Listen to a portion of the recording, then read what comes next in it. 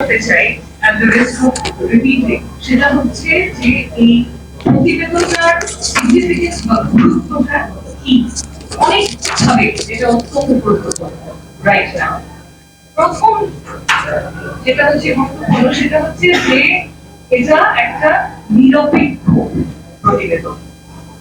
কারণ এতে যদি কোনো ডোমেস্টিক বা অভ্যন্তরীণ প্রতিবেদনের হতে অভ্যন্তরীণ তদন্তের প্রতিবেদন হতে সেই ক্ষেত্রে কিন্তু পতিত আওয়ামী লীগ সরকার ভারতের সাথে মিলে নানা ধরনের কথাবার্তা বলতেন সেটাকে ডিসপ্লেস করার জন্য।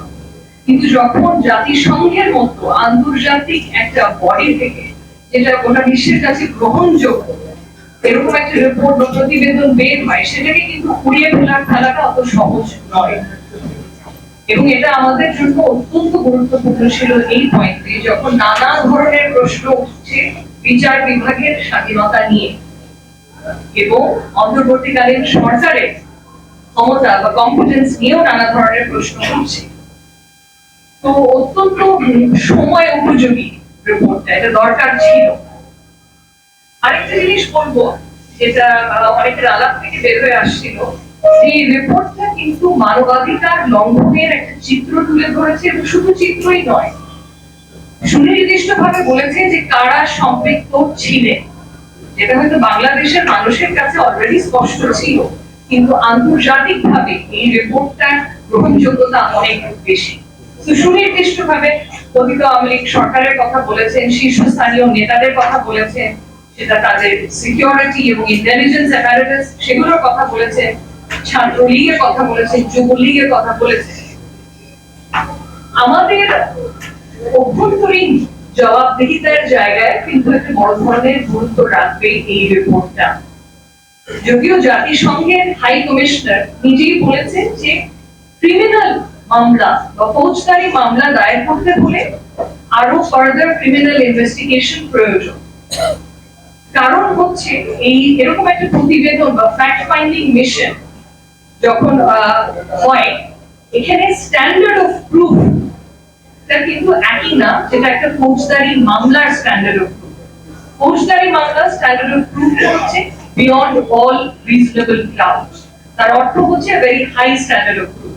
whereas এই ধরনের একটা ফ্যাক্ট ফাইন্ডিং মিশনে স্ট্যান্ডার্ড অফ প্রুফটা হচ্ছে রিজনেবল গ্রাউন্ডস, যে শব্দটা ওনারা ব্যবহার করেছেন ওনাদের প্রতিবেদনে, যে রিজনেবল গ্রাউন্ডস এর ভিত্তিতে সম্পৃক্ততা পাওয়া গেছে এই ধরনের মানবাধিকার লঙ্ঘনে। এবং ওনারা আরো বলেছেন, এতটুকু বলেননি, যে এখানে সম্ভবত মানবতা বিরোধী অপরাধ সংঘটিত হয়েছে, কিন্তু তার জন্য আমি বললাম অ্যাডিশনাল ক্রিমিনাল ইনভেস্টিগেশন দরকার হবে। তো অনেকভাবে বিভিন্নভাবে দেখতে গেলে অত্যন্ত গুরুত্বপূর্ণ এই রিপোর্টটা, এবং আমাদের প্রিলিমিনারি ইনভেস্টিগেশনে তো অবশ্যই এটা সাহায্য করবে। ইন্টারন্যাশনাল ক্রাইমস ট্রাইব্যুনালের সামনে যে ইনভেস্টিগেশন গুলো এখনো চলছে, এবং শুধু তাই নয়, আমি দেখছিলাম যে আমাদের আন্তর্জাতিক ক্রাইমস ট্রাইব্যুনালের যে আইনটা আছে সেই আইনে কিন্তু লেখা আছে যে জাতিসংঘের রিপোর্ট জুডিশিয়াল নোটিসে নেওয়া যাবে। তার অর্থ হচ্ছে কিছু দূর হলেও এটাকে সত্য বলে গণ্য করা যাবে ফার্দার ইনভেস্টিগেশন না করে। এখন এখানে একটা সমস্যা আছে, সেটা হচ্ছে এটা কি আন্তর্জাতিক মানদণ্ডের সাথে সাংঘর্ষিক?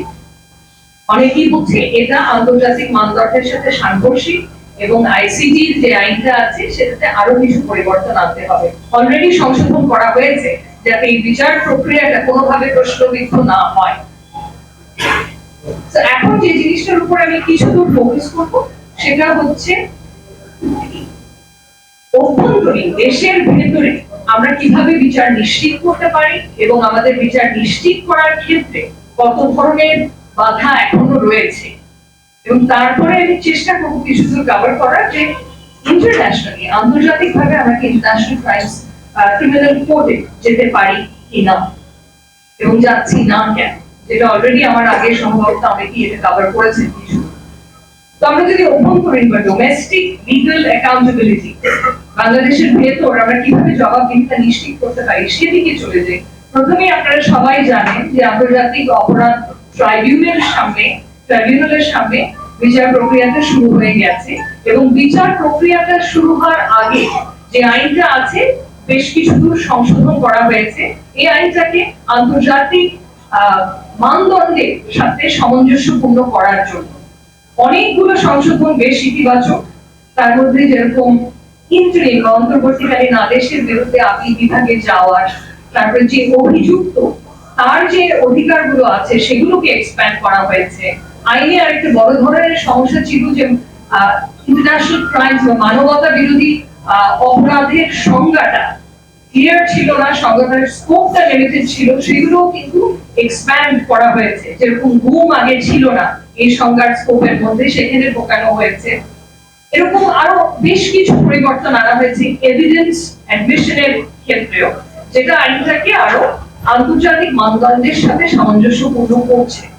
কিন্তু এখানে একটা সমস্যা রয়ে গেছে, যে জিনিসটা আমি খুব একটা অ্যাড্রেস করতে দেখছি না অন্তর্বর্তীকালীন সরকারকে। ওনারা এড়িয়ে যাচ্ছেন এই টপিকটা। This is really the elephant in the room, which is জাতিসংঘের কোনো বডি বা কোনো মেকানিজম কিন্তু এই বিচার ব্যবস্থায় আমাদেরকে সহায়তা করতে পারবে না বা এভিডেন্স শেয়ার করতে পারবে না যতদিন পর্যন্ত ডেথ পেনাল্টি বা মৃত্যুদণ্ড আমাদের আইনে আছে। এটা কিন্তু একটা সুযোগ ছিল যখন এই আইনটা সংশোধন করলো, অ্যাটলিস্ট একটা স্থগিতাদেশ দিয়ে রাখা, যেটাকে মরেটোরিয়াম বলি আমরা ইংরেজিতে, ডেথ পেনাল্টির উপরে। আমাদের বিচারিক প্রক্রিয়ায় আমরা সহায়তা পেতাম জাতিসংঘের বা ইউরোপিয়ান ইউনিয়নের দেশগুলো, এবং এই সহায়তাটা কিন্তু আমাদের প্রয়োজন। সহায়তাটা আমাদের প্রয়োজন অনেকগুলো কারণে। প্রথমত হচ্ছে যে আমাদের এই বিচার প্রক্রিয়াটা যাতে প্রশ্নবিদ্ধ না হয়, যেমন আওয়ামী লীগ আমলে আন্তর্জাতিক অপরাধ ট্রাইব্যুনালের পুরো বিচার প্রক্রিয়াটাই পুরোপুরি প্রশ্নবিদ্ধ ছিল, তো প্রশ্নবিদ্ধ যাতে না হয় সেটার জন্য আমাদের এই সহায়তা দরকার। আমাদের ইনভেস্টিগেশনের জন্য এভিডেন্স দরকার, এবং এভিডেন্স শেয়ারিং ওনারা কিন্তু ক্যাটাগরিক্যালি বারবার বলেছেন, যেটা রেকমেন্ডেশনও এসেছে এই প্রতিবেদনে, যে আমরা এভিডেন্স শেয়ারিংও করব না যদি এই বিচার প্রক্রিয়া মৃত্যুদণ্ডে পরিণতি হতে পারে, মৃত্যুদণ্ড দিতে পারে কাউকে, এবং সেটা দিতে পারবে।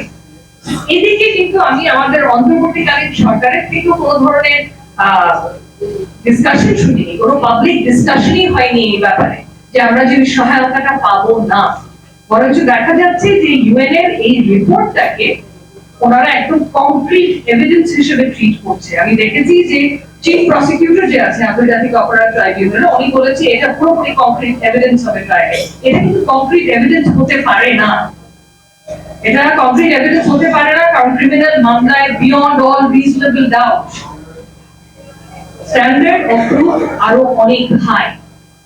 সো এখানে কিছু সমস্যা রয়ে গেছে, যে যেটার জন্য আমাদের এই বাংলাদেশের বিচার প্রক্রিয়া হয়তো ঠিক মতো হবে না, হয়তো প্রশ্নবিদ্ধ হতে পারে। আরেকটা হচ্ছে এটাকে হ্রাস করা যাবে না, তড়িঘড়ি করে বিচার করলে হবে না।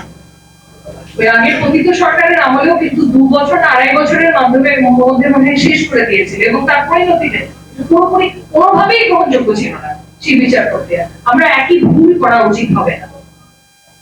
এখানে আরো বলবো যে আমাদের আন্তর্জাতিক অপরাধ ট্রাইব্যুনাল ছাড়াও তো রেগুলার যে ক্রিমিনাল কোর্টগুলো আছে সেখানেও অনেক মাস মার্ডার কেসেস ফাইল করা হচ্ছে, গায়েবী মামলা ফাইল করা হচ্ছে। এগুলোও কিন্তু আমার বিচার প্রক্রিয়ার পথে বাধা হয়ে দাঁড়িয়েছে, কারণ দেখা যাচ্ছে যে যারা অ্যাকচুয়ালি ভিকটিমস তারা কোনো ধরনের ন্যায় বিচার পাচ্ছে না, কিন্তু এটাকে একটা অস্ত্র হিসেবে ইউজ করছে পার্সোনাল কোনো ভেন্ডেটা বা স্কোর সেটেল করার জন্য।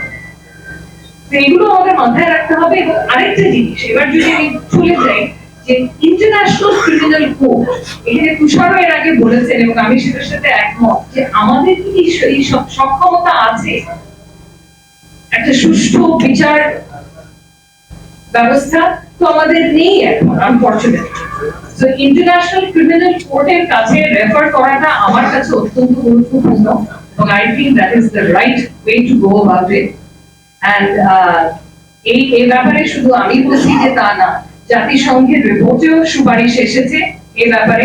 অ্যামনেস্টি ইন্টারন্যাশনাল এই একই কথা বলেছে যে গুরুত্বপূর্ণ বড় ধরনের এরকম কোন জিনিসের মামলা বা বিচার মোকাবেলা করার জন্য যদি রাষ্ট্রের সক্ষমতা না থাকে, সেই ক্ষেত্রে মোস্ট অ্যাপ্রোপ্রিয়েট ফোরাম হচ্ছে ইন্টারন্যাশনাল ক্রিমিনাল কোর্ট। বা কমপ্লিকেটেড যদি তদন্ত, যে এখানে অবশ্যই কমপ্লিকেটেড তদন্ত ইনভলভ, সেক্ষেত্রেও মোস্ট অ্যাপ্রোপ্রিয়েট ফোরাম হচ্ছে ইন্টারন্যাশনাল ক্রিমিনাল কোর্ট।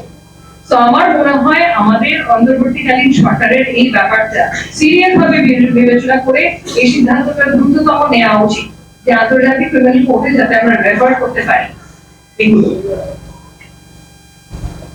এই বলেই আমি শেষ করব যে অত্যন্ত গুরুত্বপূর্ণ রিপোর্টটা, but let's not ওভারস্টেট its importance. বিচার প্রক্রিয়ায়, আমাদের ডোমেস্টিক বিচার প্রক্রিয়ায় অনেক ধরনের ঘাটতি আছে, এন্ড তার জন্য আমাদের আন্তর্জাতিক অপরাধ আদালতে যাওয়াটা অত্যন্ত গুরুত্বপূর্ণ। ধন্যবাদ।